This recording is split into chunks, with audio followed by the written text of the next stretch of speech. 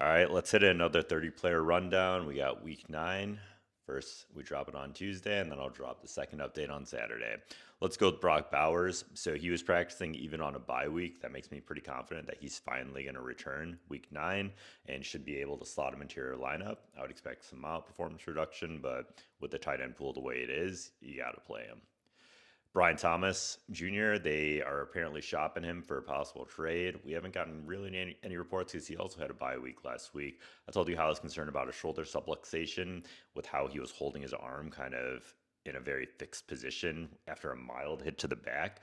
That's why I was thinking shoulder subluxation that we've seen that before can result in a couple weeks absence. A little bit of performance limitation with getting your shoulder above, so I would expect a little bit of limitation with him, but we'll see if he gets traded too. Breece Hall, man, that dude went off. He had a passing touchdown and then I think 2 rushing touchdowns. He's doing great in that Jets offense. Wanted to get traded. Doesn't seem like that's happening, but I mean, I'm good with him wherever he goes. I think he's going to be a great contributor. Dalton Kincaid was limited. He had that oblique strain. He only had 1 reception, unfortunately. Should get better. He didn't re-aggravate it or anything like that, but not really the performance we wanted out of him. But expected to be limited coming back from an oblique strain. Kmet projects to play, so I wouldn't have any kind of significant issues with him. Like we said before, tight end pool is pretty scarce, so probably don't have too many other options. Bucky Irving, who knows, man? Shoulder instability. I talked before. My working diagnosis for him is a partially torn supraspinatus, which is one of the rotator cuff muscles there, and I think that they're waiting to see if he is okay to play with pain control and shoulder stability. And if he's not, I think that they will consider arthroscopic surgery and shut him down.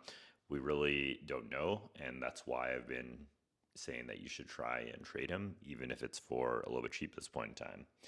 Deebo Samuel had a low performance. We talked before about he has that heel bruise. I expected him to have low performance.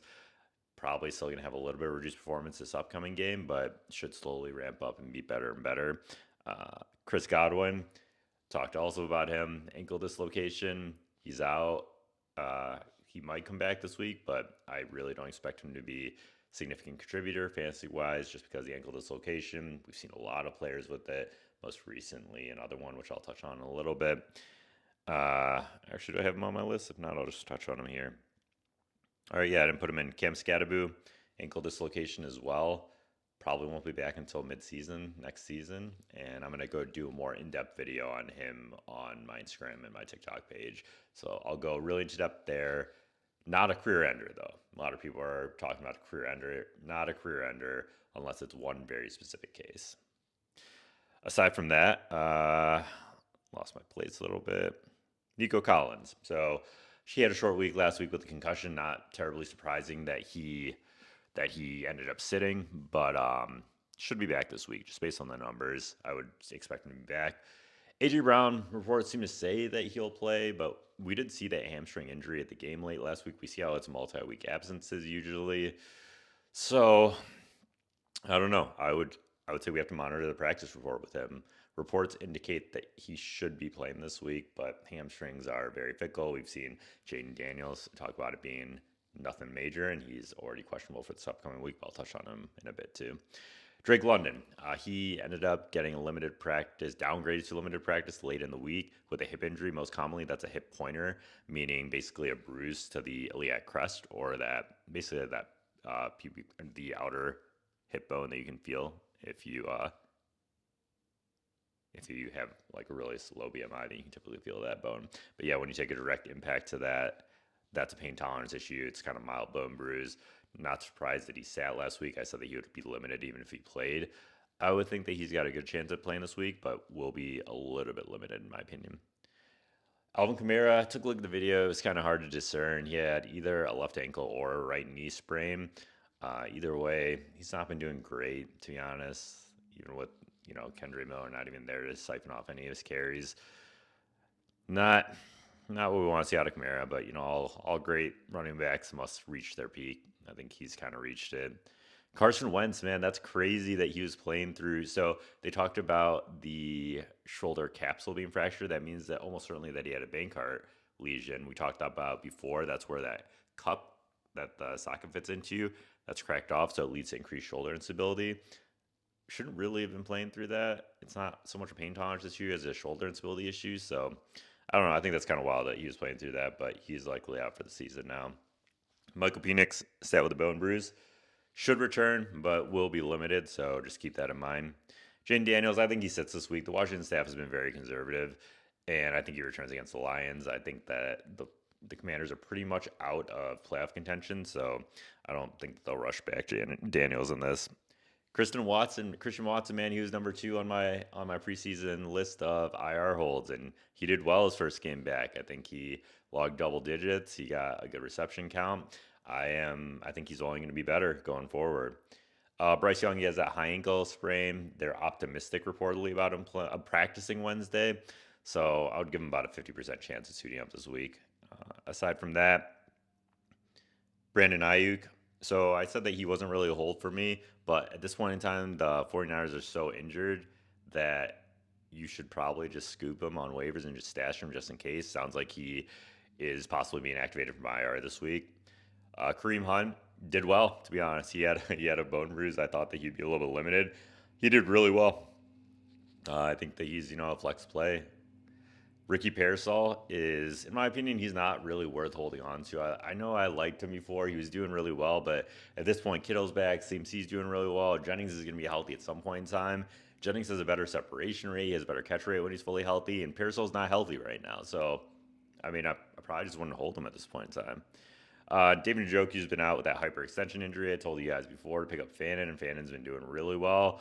I think Njoku probably misses another week, but I think he should be back within 2 weeks. George Kittle, talked about before, he's back in form, man. He put up a goose egg last week, but he got 14 points this past week. He's set and forget it for the rest of the season.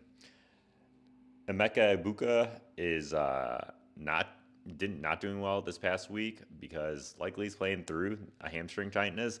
Probably returned back too early, almost certainly, to be honest, because when have you seen a guy return back less than a week, not missing any time for a hamstring? It shows in his production, so should be back to 100% within about 2 weeks, I would say, though. Brock Purdy, he practiced last week, but they said that turf toe is worse than they thought. I wouldn't think that he plays this week. I think they ramp up his practice, see how he does, and then they'll probably try and bring him back week 10.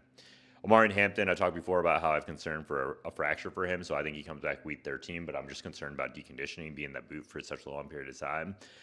He's not necessarily, I wouldn't drop him, but I'm trying to shop him around pretty hard if anyone's biting. Lamar Jackson was a surprise inactive last week. They downgraded his practice after saying it was a full practice to a limited practice, which is kind of BS in my opinion. But other than that, he should be back this week on Thursday against the Dolphins.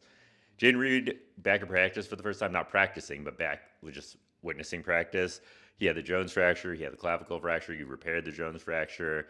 I think that he's a good flex stash. I think he'll come back and provide flex value around week 11, week 12.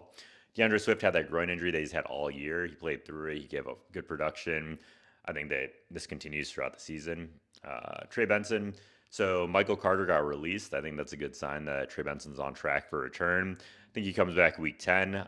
He'll require about a week or two ramp up, but I think he should provide you running back one numbers week 12, week 13.